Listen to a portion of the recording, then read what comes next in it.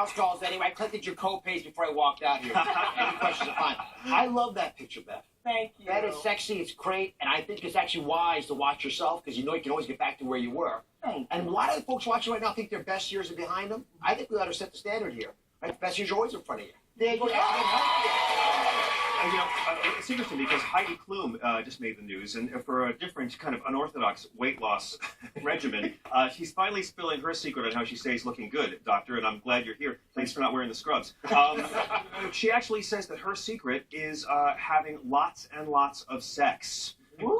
Carlos, you have the scoop on this, right? Yeah, we wrote a story. So she was at Amfar, and she was overheard. A guest came up to her and asked her, what do you do? How do you look so great? And she did say lots of sex is her secret. So, you know, how much sex should one have to stay looking great? It's an obvious question. You know, this thing going to blow your mind. They actually studied this.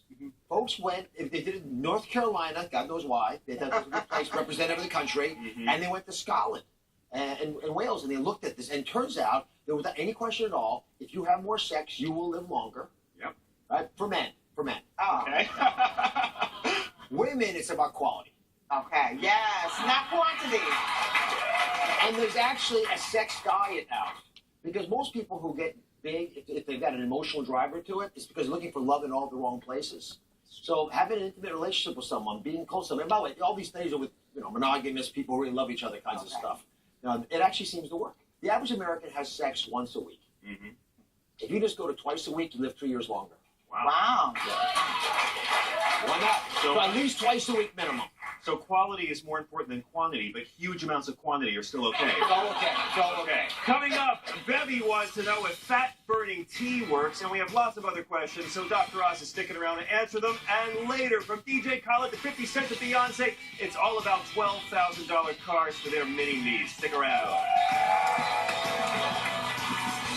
Page 6 TV is brought to you by Neutrogena, #1 dermatologist recommended skincare.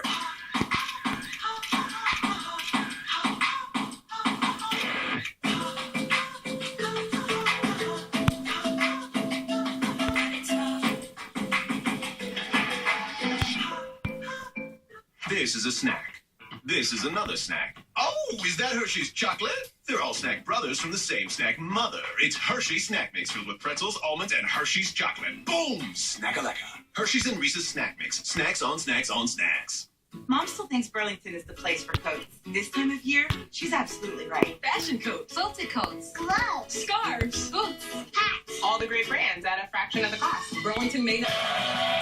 Welcome back to Page 6 TV. We are here with America's doctor, best-selling author on the New York Times list, Dr. Oz.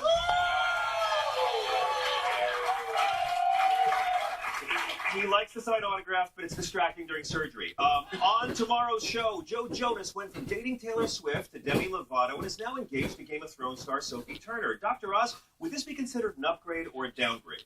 See, a lot of folks will say winter is coming with that kind of but I actually think it's a pretty fair trade. Here's why. Demi's had a lot of emotional issues. She's overcome them. You got to, pay her credit for that. But Sophie's a very beautiful woman. So I think that. Welcome back to Page 6 TV. We are here with America's doctor, best-selling author on the New York Times list, Dr. Oz.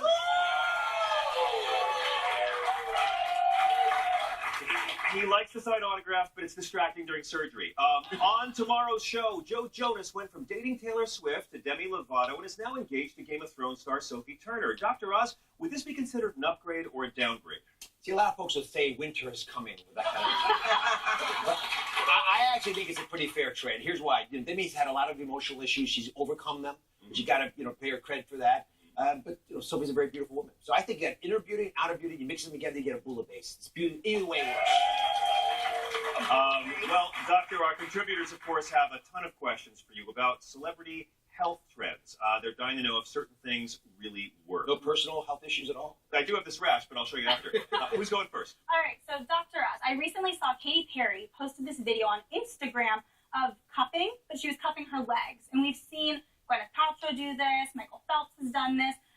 A, I have no idea what cupping is, and B, does it work? I first learned about cupping when I was in China 20-some years ago, and they use it for chronic illnesses. So they don't use it for gunshot to the leg; they use it for arthritis of the knee. Well, it's acupuncture adjacent, right? Is it for circulation? Yes, so you put a cup literally on your leg, lay a little fire in it to make it suck, and then you put it on your body. It's like a leech sucking on you. It makes a little bit of a welt there, but the theory is energetically pulls what you need in that direction.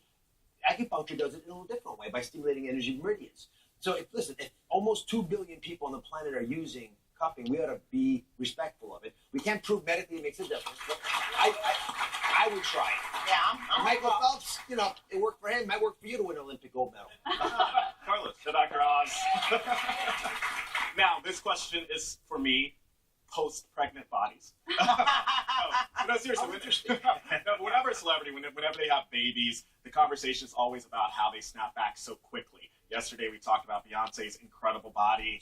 We've spoken about Janet Jackson and Serena Williams. How realistic is it to have incredible post-pregnancy bodies like these stars and snap back so quickly? Oh, it's realistic. It's just tough. My daughter Daphne, who's 8 months pregnant now, so in a month I'll have another grandchild.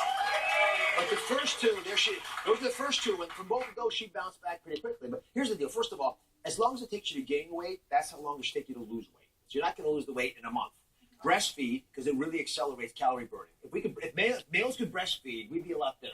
Mm-hmm. Women have a little advantage there, but the downside is if you don't sleep, you will not lose weight. Because sleep is the single most underappreciated problem, and it's hard for moms to sleep. So if you've got a lot of resources to help you take care of the baby, it makes it a lot easier to lose weight. So don't beat yourself up, but recognize that if you can find some routine to get the kids to sleep better and get a little help from the person you're with, then you'll be able to lose the weight too. Do not give up. Dr. Oz, since you're talking about this weight loss stuff, I want to know about the fat-burning teas that we see all over Instagram with all these celebrities talking about fat-burning tea. Does this stuff work?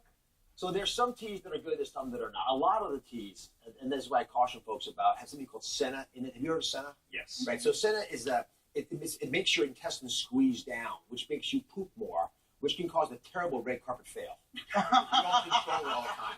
But we'll avoid that. But do we need that actual tea, or can we just go and get normal tea? You do not need to pay a lot of money for those teas. Okay. Just go up and get green tea, frankly, is probably the best because not too much caffeine. You actually have a ton of other ways to burn fat and stay healthy in your new book, which again is a New York Times bestseller. What do you recommend? So I call the book Food Can Fix It, because food can. Sacredly, we as a species always got where we were by allowing food to provide us not just nutrition, but healthy ways of getting past weight, aches and pains, arthritic issues, all the things that plague us, including dementia and the ability to think. And if you walk into a grocery store, you're walking into a pharmacy. But if you want to lose weight, let me just give you the shortcut. Okay. Because I've got all the shopping list and plans, but you want the shortcut. Shortcut out of it. First off, you want to lean into beets. If you can try to be as much of a vegetarian as possible, it's great. You don't have to cut out all the meats. You're still going to want some. Eat fish a couple times a week if you can. Ideally, young fish, salmon, sardines. Young fish don't have a lot of mercury in them, which is always the worry there. And the red meat can be a treat. It shouldn't be the main way you get your protein. And the science now has agreed with what your mother told you. That if you can find the foods and make sure there's not too many processes happening to them outside your body, it'll help the processes inside your body. Very nice. It's such a pleasure to have you, Dr. Oz, and your wisdom is a pre-existing condition. Coming up from Will and Cage 45.